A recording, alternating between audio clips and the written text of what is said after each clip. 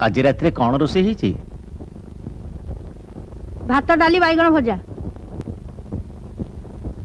कहीं भाकुड़ा माछर झोल टिके कलानी केते दिन पार्टी बाजिनी